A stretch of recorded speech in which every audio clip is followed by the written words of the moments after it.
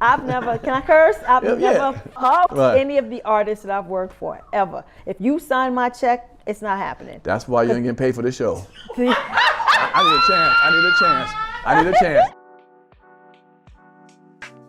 The joke that you hear between Pierre and Big Lez respectfully represents the way that black men have always felt about Big Lez. Always. Every black man, with the exception of the black men who ran BET, all the way up to the top. Leslie Seagar was a highly accomplished and respected girl from around the way, dancing and choreographing for artists such as Bobby Brown, Mary J. Blige, and even Michael Jackson. This is Leslie Seagar. She's one of the hottest dancers and choreographers in the country who you might recognize as the dancer who appears in the open of Fox TV's Living Single. Now, stop.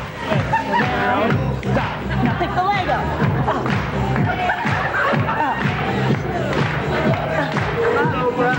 But Lez, whose beauty was a little different than the other women at the network, would have a constant battle on her hands that started from day one. The producers from Rap City heard me talking about moments and experiences with Heavy D or with Bobby Brown and stuff. They were like, oh my gosh, she'd be perfect for Rap City. And Rap City didn't have any female voices representing them. And it came with a struggle. They had to fight for me to, one, be taken seriously as a female with a voice in hip hop, and two, you know, the men at the helm had to be convinced, because I didn't look like what excites them physically. So, you know, my producers, Keith Paschal and Sanita Brooks, fought really hard for me. Like, listen, she has more information than any of us because she's up close and personal with these people. She's the one. So the show was coming to LA, but it was with John Sally, and they were looking for a girl. And they wanted Rachel. And this is when they told me to my face that you are not the person that men want to see on late night TV sitting on the couch. To my face. You lying, come on, man. To my face. And that wasn't the first time that they've said that to me coming from BET. And I was like... Is it a complexion thing, you think? Absolutely. Okay. Absolutely. Keep going. No, and so I was like, but I'm here. Now you got to Right. move her out or whatever the case is. And they were just like, no. And so when Video Soul got canceled, they created a show called Unreal, which was myself, Brett Walker, and then Rachel. Walker. Yeah, okay. But what they also made me give up Rap City. They were like, no, you can only have one show. But they let her keep Caribbean Rhythms. Oh. So for those who don't know, and this is nothing against Rachel. I was like, girl, get your money. Right. Because her husband worked for her. He was her fiance, then became her husband, worked for the network, and him and Bob Johnson was like this. So he did what he was supposed to do. Like, Okay, you're let me right. get my wife and she's going to run the network. Right. But Rachel was clueless about music and anything else, to the point where she would be like, can you give me some information? I'd be like, no.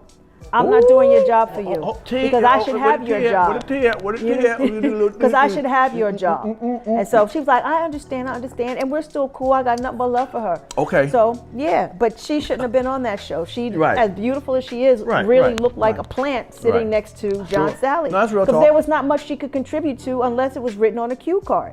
And then Living Color. I auditioned for Living Color, and it was a huge audition at the Palladium in New York City. I'm doing all these backflips, doing the choreography, hitting it. Everybody's like, yeah.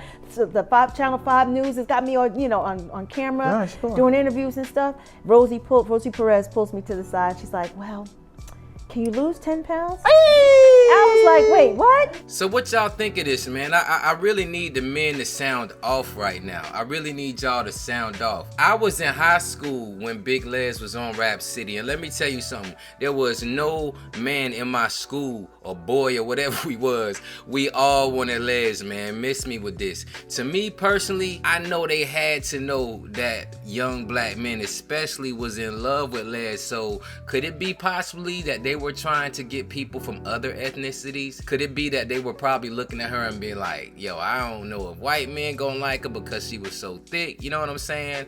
I think that's what it was. I think they was more interested in diversifying BET with women like Rachel, Ananda Lewis, and Madeline Woods, and Sherry Carter, whose beauty was a lot more mainstream. You know what I mean? No disrespect to anybody mentioned. This is Care from Life is Lyrical, man. I hope y'all enjoy this content. Shout out to any woman, especially any black women who has ever went through this before, who sometimes your beauty is misunderstood. Also, please hit that like and subscribe button so we can keep growing. This is Care from Life is Lyrical, wishing y'all peace, love, lyrics.